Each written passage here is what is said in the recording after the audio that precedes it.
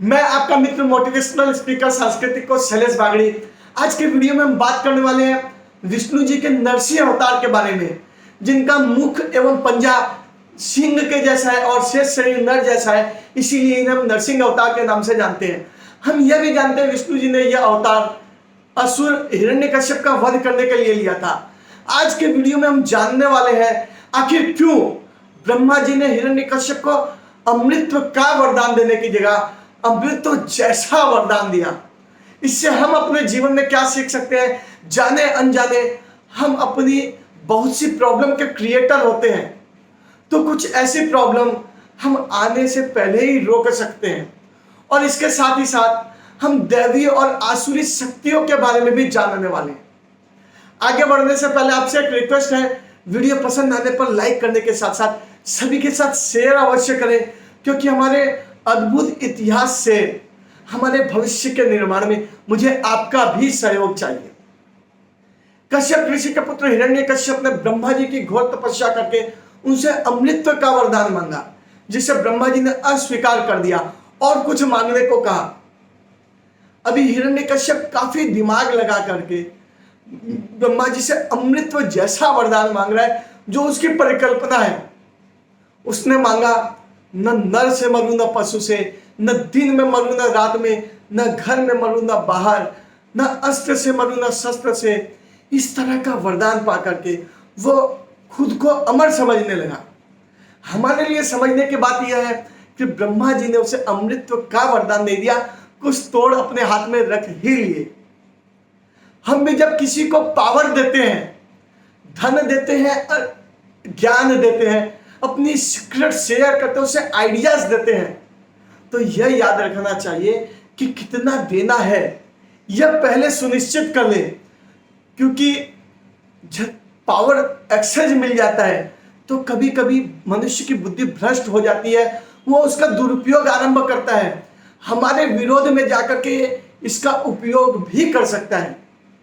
और ब्रह्मा जी ने हमें यही बात सिखाई कि सामने वाले को जो दो उतना दो कि उसका तोड़ आपके हाथ में रहे, उतना ही बताओ जितना आवश्यक हो। यह बात ब्रह्मा जी से सीख करके हम अपने जीवन में अपनानी चाहिए, क्योंकि ज्यादा ज्ञान, धन, पावर मिलने से कुछ लोग तो इसका आनंद लेते हैं, उपभोग करते हैं, सदुपयोग करते हैं और समाज के हित में भी कार्य करते हैं। ऐसे लोग दैवीय प्रवृत्ति के होते हैं। मगर साथ साथ कुछ ऐसे लोग भी होते हैं जो पावर, ज्ञान, धन का दुरुपयोग करना आरंभ करते हैं।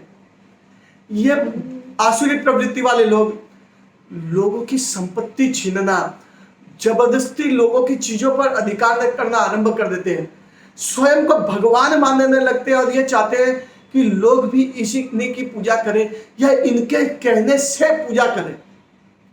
और न मानने से ये लोगों को मारने तक में पीछे नहीं रहते हैं।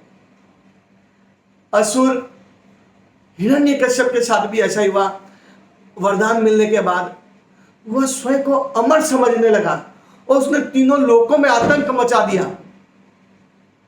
लोगों की संपत्ति छीनने के साथ साथ वह स्वयं को भगवान समझ बैठा और सभी से कह दिया कि जो मेरी पूजा करेगा वही करेगा, बाकी किसी की पूजा नहीं करनी है। यदि अन्य किसी की पूजा करेगा तो उसे दंडित किया जाएगा। लोग भय के कारण अन्य की पूजा छोड़ करके हिरण्यकश्यप की पूजा करने लगे, मगर उसका स्वयं का पुत्र प्रहलाद भगवान विष्णु का बहुत बड़ा भक्त था। हिरण्यकश्यप ने अपने पुत्र को समझाने के बहुत प्रयास किए, मगर तब भी वह नहीं माना।